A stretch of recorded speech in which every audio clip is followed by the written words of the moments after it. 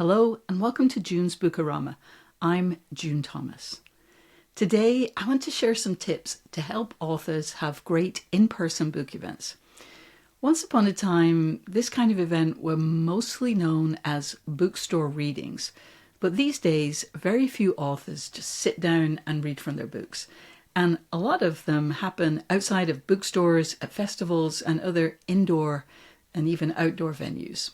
I'll get into all that shortly, but first, who the heck am I to be talking about this? Well, I'm a journalist, a podcaster, and I'm also the author of A Place of Our Own, 6 Spaces That Shaped Queer Women's Culture, which was published in June 2024 by Seal Press in the US and by Virago in the UK and, I guess, the rest of the English-speaking world.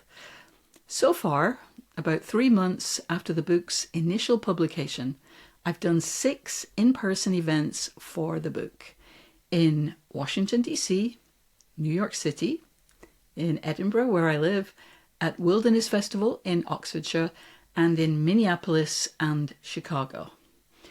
Over the years, I've also done lots of live podcast recordings and shows. I've moderated several bookstore events, and of course, I've attended a ton. So I've been on both, or maybe all sides of the stage. As I mentioned before, these days, very few book events consist of an author simply reading from their book. In fact, so far, I have not done any public reading aloud.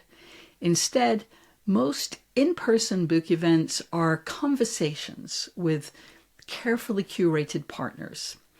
I've had the incredible good fortune to appear with some fantastic interlocutors. In DC at Politics and Prose, I gabbed with Slate journalist Christina Cauterucci. In New York City, my conversation partner was writer Emilia Pasanza.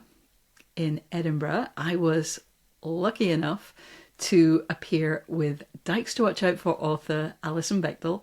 That event was organised by Toppings, but the size of the crowd meant that the event happened outside of the store at a bigger venue, and I am definitely not complaining about that.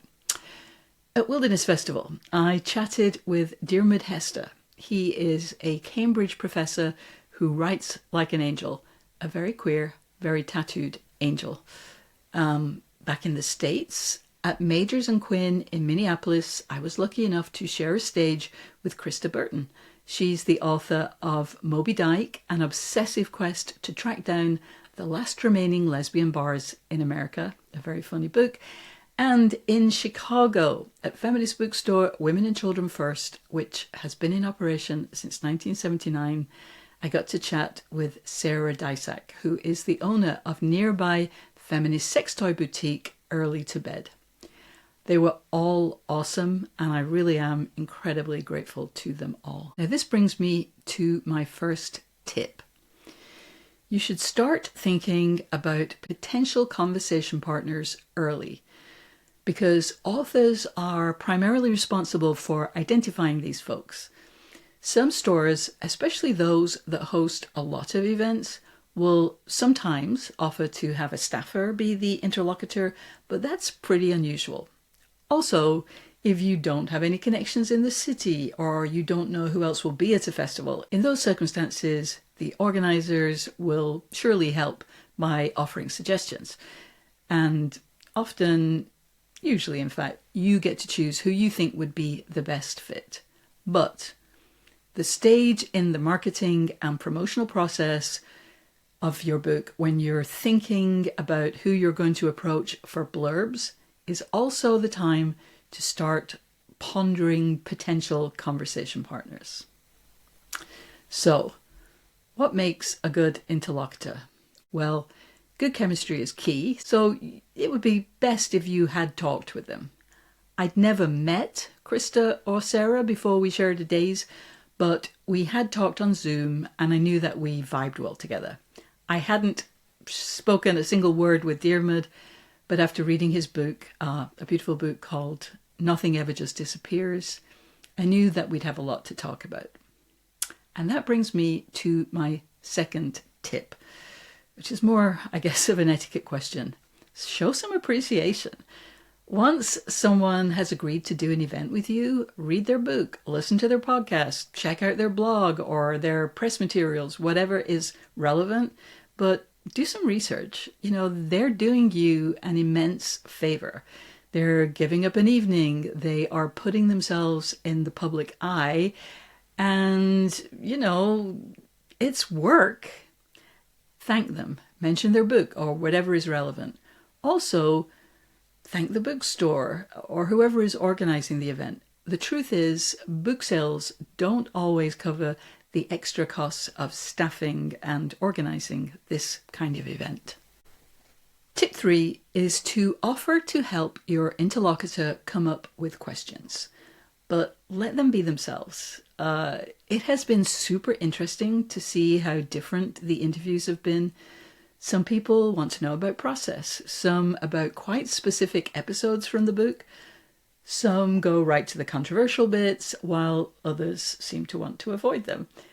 So don't try to dictate questions. Your partner isn't your mouthpiece, but offer to share some ideas if they would find that useful. Speaking of which, since most events include audience Q&A at the end of the evening, tip 4 is to think about what people in the audience might ask you.